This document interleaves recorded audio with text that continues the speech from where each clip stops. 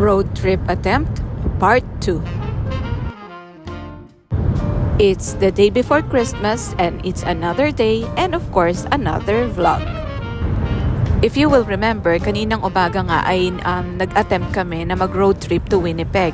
Pero dahil masama ang panahon at talagang grabe ang snow, bumalik kami.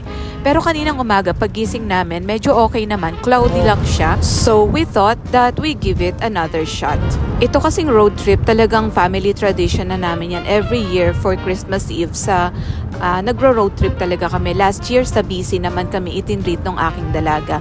And this time, we are thinking to spend time with our family in Winnipeg. Tapos, itong drive-thru sa A&W, part na rin yan ng family road trip tradition. Medyo sad lang kasi naiwan nga si Captain. First time naming hindi magsa-celebrate ng Christmas na magkakasama. Pero first time lang din naman kami na pupunta ng Winnipeg to celebrate it with the family. The fact na meron ngang nawala sa family at gusto ko ring makasama si Ninang ngayong Pasko para kahit papano medyo masaya naman siya dahil wala na nga si Ninong. We were thinking to actually full send it, 12-hour drive papuntang Winnipeg kasi maganda yung daan, walang snow. Pero since pagod nga dahil puyat, dahil 3 AM yata kami kanina nung unang nag-attempt pero snowing nga.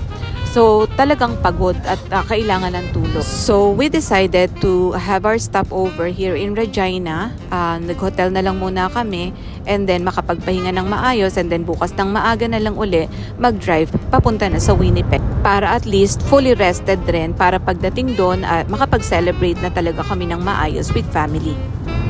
Dito pala kami dati nakatira sa Regina at yan nga yan TD, dyan ako nagtrabaho dati as mortgage specialist.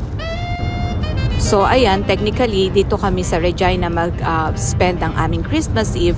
Dito muna kami nagstay sa Hampton Hilton Hotel. Ito pala yung style ng mga hotel dito sa Canada. Kung ikukumpara nyo dyan sa Pilipinas, yung mga Hilton dyan, mas maganda talaga compared dito sa North America. For the same amount of price, talagang mas maganda talaga dyan sa atin sa Pilipinas. Meron din itong pool pero hindi na namin magagamit kasi maaga rin kaming aalis bukas. And this is going to be our home away from home for one night. And for our Noche Buena, ito lang yung aming Noche Buena, pizza and wings. Kasi nga hindi na nga rin makakain kasi mga gusto nang magpahinga at matulog.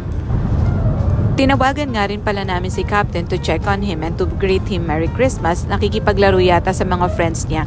So, nag-order na lang din siya ng food niya. Kayo, kumusta ang inyong Christmas Eve? I'm pretty sure masaya yan, lalo na dyan sa Pilipinas. So, yun lang muna for today. Rest muna kami at maaga pa ang alis bukas. Merry Christmas everyone! See you again tomorrow!